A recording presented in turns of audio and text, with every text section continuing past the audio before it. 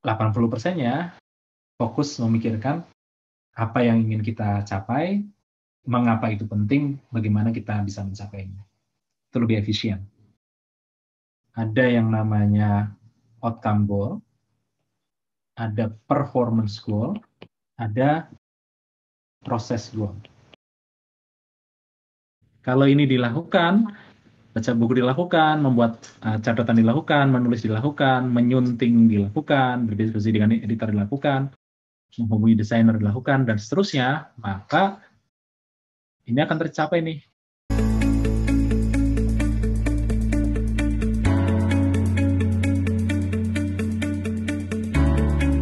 Malam ini kita akan membahas pendalaman terkait goal setting, karena ini sesuatu yang cukup penting ketika kita ingin melakukan sebuah perubahan, maka mau tidak mau di awal kita perlu menentukan goalnya apa.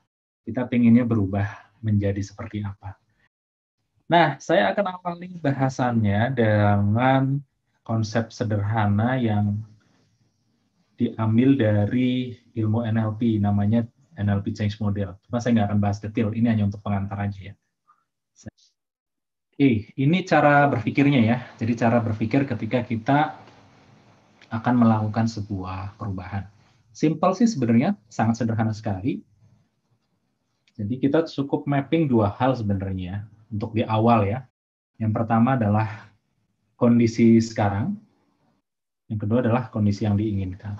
Nah, kalau kita hanya berhenti di sini nih, mikirin kondisi sekarang saja, maka akan sulit melakukan perubahan, karena perubahan itu kan adalah bagaimana kita bisa bergerak dari kondisi sekarang menuju kondisi yang diinginkan. Nah, ada banyak pendekatan begini. Ada yang bilang, oke, kalau sudah tahu kondisi sekarang, di kondisi sekarang misalnya ada satu masalah misalnya. Masalah ini maksudnya situasi yang tidak diinginkan ya.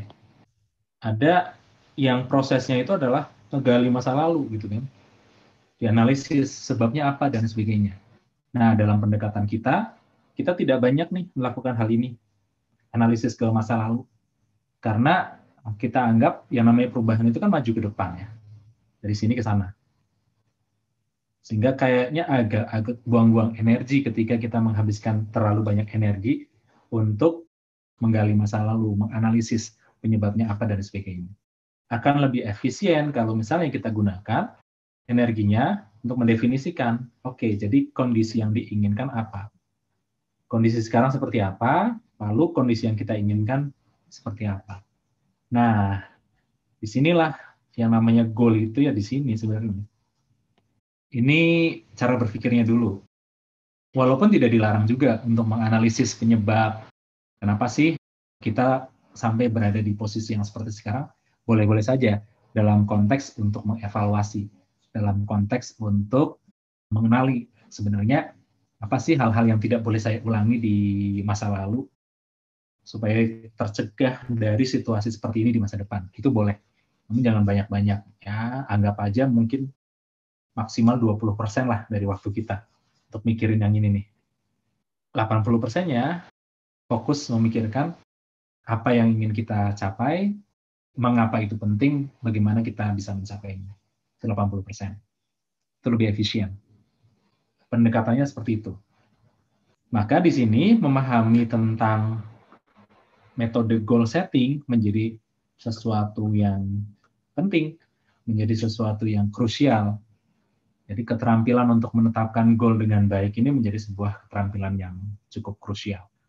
Ada yang namanya outcome goal, ada performance goal, ada proses goal. Outcome goal itu apa? Outcome goal itu adalah sesuatu yang ingin kita capai, sesuatu yang ingin kita wujudkan. Dia bisa saja sesuatu yang di luar kendali kita, boleh, asal bisa kita pengaruhi atau bisa diusahakan. Bahasa kerennya itu adalah self-initiative. Bahasa kerennya, bahasa mahalnya. Sementara proses goal ini adalah wajib sesuatu yang di dalam kendali.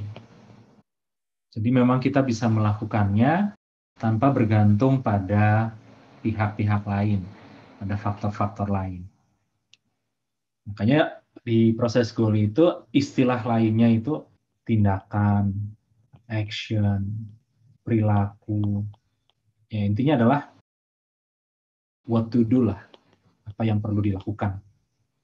Nah, performance goal itu apa? Nah, performance goal itu nanti ada performance goal yang digunakan untuk mengukur proses, ada performance goal yang digunakan untuk mengukur outcome. Hanya ada dua macam nih. Meskipun dua macam, nanti ada kesamaannya. Samaannya apa? Samaannya adalah sama-sama ada indikatornya. Indikator atau ukuran.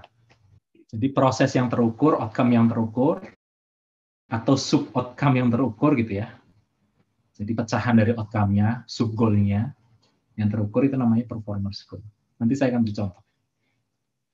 Kalau di BSC, Balance Scorecard, atau di 4DX, 4 disiplin eksekusi, yang bagian ini diistilahkan dengan lead measure, sementara yang ini diistilahkan dengan lag measure. Hanya istilah aja. Saya akan berikan contoh. Contoh misalnya, saya punya outcome goal meluncurkan buku ke-7 berjudul Kitab Anti Penundaan. Apa yang dilakukan di outcome goal ini? Kan kita perlu klarifikasi ya, supaya ini lebih konkret, lebih terlihat. Maka kita breakdown kan ke dalam beberapa hasil kunci. Taunya dari mana kalau saya sudah meluncurkan buku ke-7, apa yang terlihat? Contoh misalnya, setelah buku selesai, 150 halaman, ISBN sudah terbit, dummy buku sudah dicetak, landing page sudah tayang. Oh, nah, itu namanya saya sudah meluncurkan. Sampai ini terjadi, ya berarti belum tercapai kan. Ini outcome goal. Nah, supaya ini tercapai, perlu ada performance goal. Untuk menurunkan dari outcome goal ke performance goal, kalau misalnya agak kesulitan, kita bisa lompat ke proses goal dulu. Kira-kira tindakannya, perilakunya, aktivitas yang perlu dilakukan supaya ini tercapai, itu apa saja? Contoh misalnya ya, kalau ini dilakukan, baca buku dilakukan, membuat catatan dilakukan, menulis dilakukan, menyunting dilakukan, berdiskusi dengan editor dilakukan, menghubungi desainer dilakukan, dan seterusnya, maka ini akan tercapai nih. Oh, satu lagi, menghubungi percetakan. Termasuk di dalamnya itu adalah membuat dummy. Nah, ini biasanya sebelum membuat landing page-nya, karena kan perlu tahu harga kan. Kurang lebih prosesnya seperti ini, sampai selesai gitu ya. Nah, tinggal performance goal-nya. Performance goal itu adalah mengukur kinerja. Yang diukur nanti bisa dua. Sesuai dengan tadi yang saya bahas, bisa prosesnya diukur, atau outcome-nya diukur, dipecah-pecah. Misal, dari sekian ini yang paling krusial yang mana? Oh, yang paling krusial ini nih. Maka inilah yang paling penting untuk diukur. Sebenarnya yang lain-lain nggak terlalu penting untuk diukur sebenarnya. Tapi yang paling penting diukurnya adalah proses menulisnya. Karena kalau saya baca buku, membuat catatan, tapi nggak menulis, ya nggak akan jadi. Diskusi sama editor juga apa yang mau didiskusikan gitu kan. Menghubungi desainer untuk bikin layout juga apanya yang dibikin gitu kan. Maka yang paling krusial itu menulis. Ini biasanya diistilahkan dengan key activity.